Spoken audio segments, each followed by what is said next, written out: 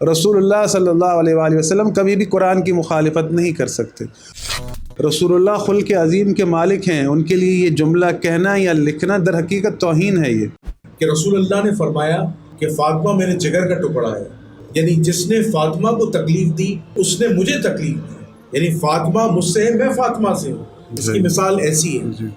लेकिन अहले तशय्युअ कहते हैं कि ये मिसाल जो है उन लोगों पर फिट होती है, उन हजरात पर जाती जिन्होंने वाकई में दिल दुखाया। लेकिन अफसोस के साथ कहना पड़ता है कि हमारे जो बाज़ अहले सुन्नत स्कॉलर्स हैं वो कहते हैं कि दरअसल मुअज़्ज़ल्लाह फ़ातिमा ज़हरा का दिल दुखाने वाले मौला कायनात अली इब्न अबी तालिब अलैहिस्सलाम है, और वो सही मुस्लिम की रिवायत पेश करते हैं। और वो कहते हैं कि जब एक दफ़ा मौला कायनात जो है वो मुअज़्ज़ल्लाह अबू जहल की बेटी से निकाह करने का उन्होंने इरादा किया, तो ये बात हज़रत फ़ातिमा ज़हरा को पता चली और वो नाराज़ हुई और रसूलुल्लाह के पास रोती रोती आईं और रसूलुल्लाह से मौला कायनात की शिकायत की कि मौला कायनात जो है अली इब्न अबी तालिब अबू जहल की बेटी से निकाह करना चाहते हैं। तो उसके बाद रसूलुल्लाह गज़बनाक हुए, मस्जिद नबवी में सबको बुलाया और ऐलान किया कि फ़ातिमा मेरे जिगर का टुकड़ा है, जिसने फ़ातिमा को तकलीफ़ दी उसने मुझे तकलीफ़ दी। और कहते हैं कि उस मस्जिद नबवी में मौला कायनात भी बैठे थे और मौला कायनात ने फिर जो है वो निकाह का जो इरादा है वो तर्क कर दिया। ये हदीस का मैंने आपको मफ़हूम बताया। क्या मौला कायनात जो जन्नत के सरदार हैं, जो अना कसीमुल जन्नत वन नार है, जो मौला हैं, जो कुरान के वारिस हैं, जो रसूलुल्लाह के वारिस हैं, और जिनका जोड़ा फ़ातिमा ज़हरा से आसमान से तय होता हुआ है, हुक्म इलाही था बराह रास्त कि अली का निकाह फ़ातिमा से होगा। ऐसा कैसे हो सकता है कि अली इब्न अबी तालिब अलैहिस्सलाम एक काफिर की बेटी के साथ निकाह करें और सैयदुल निसाइल अहलिल जन्नह का जो है दिल दुखाएं? क्या ये बात साबित है? क्या ये बात मुसलमानों को हज़म होनी चाहिए? क्या ये बात हज़म होती है? हमें हज़म नहीं होती। क़िबला इरशाद फरमाएं। औज़ु बिल्लाहि मिनश शैतानिर रजीम, बिस्मिल्लाहिर रहमानिर रहीम, अल्लाहुम्मा सल्लि अला मुहम्मद व आले मुहम्मद।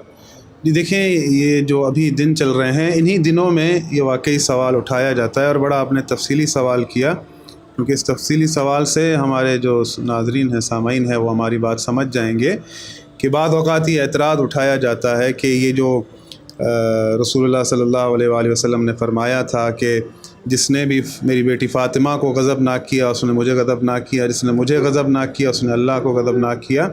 तो ये हमारे बिरादरान अहले सुन्नत कहते हैं कि अमीरुल मोमिनीन के ने जब चाहा कि वो अबू जहल की बेटी से शादी करें तो तब रसूलुल्लाह ने ये बात कही थी। तो इसके जवाब में मैं इतना कहूँगा कि जो भी हजरात जिन्होंने भी ये हदीस लिखी है, क्यों बुखारी की हदीस है, मुस्लिम की हदीस है, तो इस पर जरा नहीं हो सकती कि रावियों की हम बहस करें। अव्वल चीज़ ये है कि जो भी ये हदीस बयान करते हैं वो तीन शख्सियतों की तौहीन कर रहे होते हैं। सबसे पहली तौहीन ख़ुद रसूलुल्लाह सल्लल्लाहु अलैहि वसल्लम की है। वो रसूलुल्लाह सल्लल्लाहु अलैहि वसल्लम की तौहीन क्यों है? वो इस तरह से है कि रसूलुल्लाह कुरान लेकर आए हैं और कुरान ये कह रहा है कि फ़न्किहू मा ताब लकुम मिनन निसाई मसना व सुलास व रुबा, निकाह करो 2, 3, 4। रसूलुल्लाह सल्लल्लाहु अलैहि वसल्लम को अल्लाह रब्बुल आलमीन ने इस्तिस्ना दी है। अब ये आयत उतरी है कुरान में, रसूलुल्लाह सल्लल्लाहु अलैहि वसल्लम ने ख़ुद 11 शादियाँ कर रखी हैं और अमीरुल मोमिनीन दूसरी अगर करना चाह रहे हैं तो रसूलुल्लाह ख़ुद मुअतरिज़ हो रहे हैं, यानी अपनी बेटी का साथ दे रहे हैं आयत की मौजूदगी में। इस तरह से यानी क्योंकि बीबी फ़ातिमा ज़हरा भी राज़ी नहीं है, क्योंकि उन्होंने शिकायत लगाई थी, तो बीबी अगर इस बात पर सब्र नहीं करेंगी तो फिर उम्मत की बेटियों का क्या बनेगा? वो तो फिर कह सकती हैं कि बीबी फ़ातिमा ज़हरा भी राज़ी नहीं हुई थी अपने यानी शौहर के लिए कि वो दूसरी शादी करें, हम भी राज़ी नहीं हैं। तो फिर वो जो कानून अल्लाह रब्बुल आलमीन ने उतारा है उस कानून का आप क्या करेंगे? यानी रसूलुल्लाह के अहले बैत ख़ुद कुरान की मुखालिफत कर रहे हैं, इसका यही नतीजा निकलता है। दूसरी बात ये कि अबू जहल की बेटी अगर मुसलमान हो चुकी थी तो ये रिसालत की तौहीन है कि क्या रसूलुल्लाह जो खुल्क़ अज़ीम के मालिक हैं, आप उनके अखलाक से ये तकादा कर सकते हैं कि जो ख़ातून मुसलमान हो चुकी है उसके लिए ये कहें कि मेरी बेटी और एक काफर की बेटी दोनों घर में नहीं रह सकते, एक छत के नीचे नहीं रह सकते, क्योंकि इस हदीस में ये अल्फाज भी हैं। तो रसूलुल्लाह ایک مسلمان خاتون کو کہہ رہے ہیں کہ میری بیٹی اور کافر کی بیٹی، تو یہ اخلاق رسول اللہ کی مخالفت ہے، توہین رسالت ہے۔ بے شک رسول اللہ خلق عظیم کے مالک ہیں، ان کے لیے یہ جملہ کہنا یا لکھنا در حقیقت توہین ہے یہ۔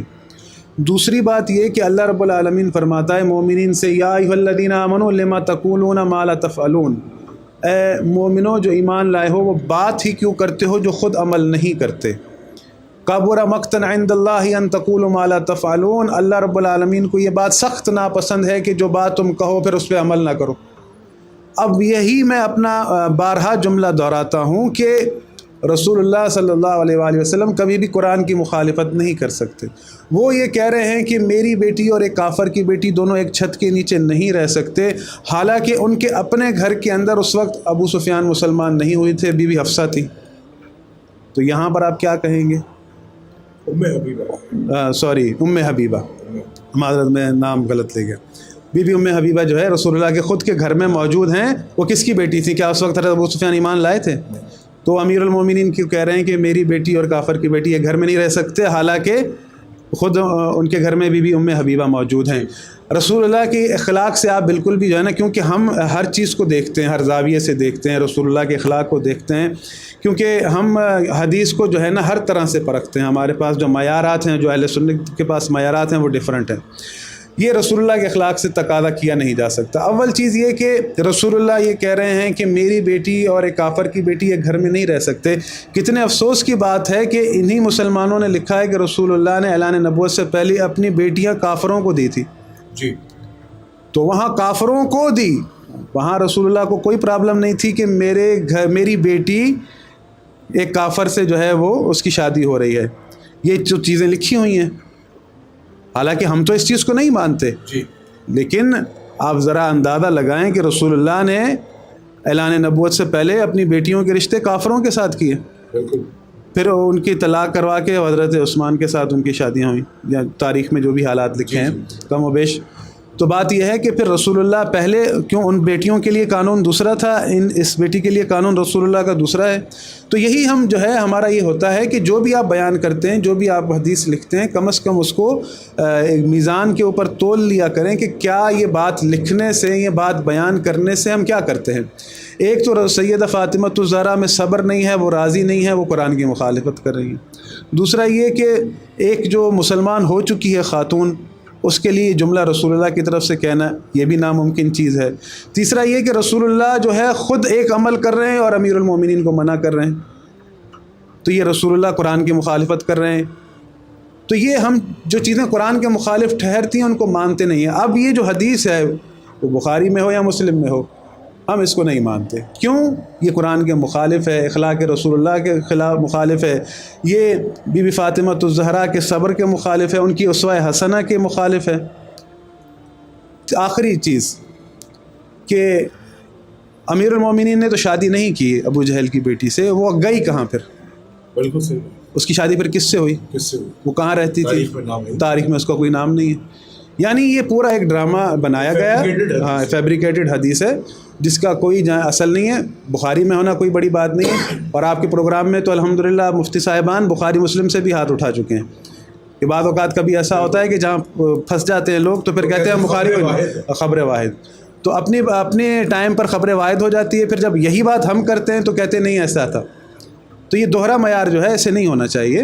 تو یہ جو حدیث ہے بہت اچھا جملہ آپ نے اس کے لیے استعمال کیا، فیبریکیٹڈ، اس کے علاوہ یہ کچھ بھی نہیں ہے۔ جو بیان کرتا ہے توہین رسالت کرتا ہے، قرآن کی مخالفت کرتا ہے۔